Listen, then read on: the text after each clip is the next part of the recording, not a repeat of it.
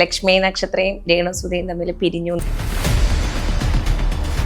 മാസത്തിലാണെങ്കിലും ലക്ഷ്മിയുടെ ഭാഗത്ത് നിന്നൊരു ഹെൽപ്പ് ഒക്കെ. സ്റ്റാർ മാജിക്കിന്റെ ഇത് ആണല്ലോ, അത് നിർത്തിയിട്ട് കുറച്ച് ദിവസമായല്ലോ. സുധിലയത്തിലേക്ക് ലക്ഷ്മി വന്നിട്ടുണ്ടോ? നമ്മൾ എന്ത് പറയാനാ, വരുന്നവര് വരും, ഇല്ലാത്തവര് നിർബന്ധിക്കാൻ പറ്റില്ലല്ലോ. ഇന്ന ദിവസം വരണം, ഇന്ന ദിവസം വരണം.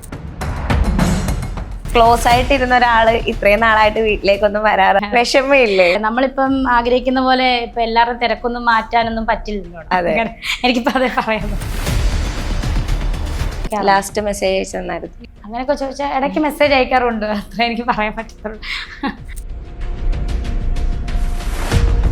നമ്മൾ ഏറ്റവും കൂടുതൽ ചേച്ചിയുടെ വിശേഷങ്ങൾ അറിഞ്ഞത് ലക്ഷ്മി നക്ഷത്രയുടെ ബ്ലോഗുകളിലൂടെയായിരുന്നു.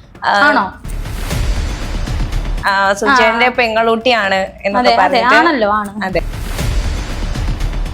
ഒരു മരിച്ചുപോയൊരു വ്യക്തിയുടെ മണം, അപ്പം ആ സ്പ്രേയെ പറ്റി പറയുകയാണെങ്കിൽ മറ്റുള്ളവർക്ക് മണക്കുമ്പോൾ അതൊരു ബാഡ് സ്മെല്ലാണ്. അത് അടിച്ചോണ്ട് നടക്കുമോ നമ്മൾ ആ സ്മെല്ലുള്ള സ്പ്രേ? ഇല്ലല്ലോ. അങ്ങനത്തെ ഒരു സ്മെല്ലാണ്, സുഗന്ധമല്ല അത്. നീ പോയി വേറെ കല്യാണം കഴിച്ചാലും കുഴപ്പമില്ല, ഈ ഞെക്കിപ്പിടുത്തം ഒന്ന് അവസാനിപ്പിക്കും. ഈ ഞെക്കിപ്പിടുത്തം എന്ന് ഉദ്ദേശിച്ച് എന്താണ്? അവരായി, അവരുടെ ജീവിതമായി, അവർക്ക് അഭിനയിക്കണമെന്ന് തോന്നി അവർ അഭിനയിക്കട്ടെ. അങ്ങനല്ലേ ലക്ഷ്മി പറയണത്? നല്ല കാര്യമല്ലേ പറഞ്ഞത്? ഞെക്കിപ്പിടുത്തം അല്ല, ഞെക്കിപ്പിടുത്തം എന്ന് ഉദ്ദേശിച്ച് എന്താണെന്ന് അവർ പറയട്ടെ, വ്യക്തമാക്കട്ടെ. അല്ല, ഈ തരത്തിലുള്ള അശ്ലീലമായിട്ട് വരുമ്പോ പറഞ്ഞോളൂ. ഇപ്പൊ ഞങ്ങളോട് ഇങ്ങനെ പറയുന്നത് രേണുചേട്ടന്റെ എന്നെ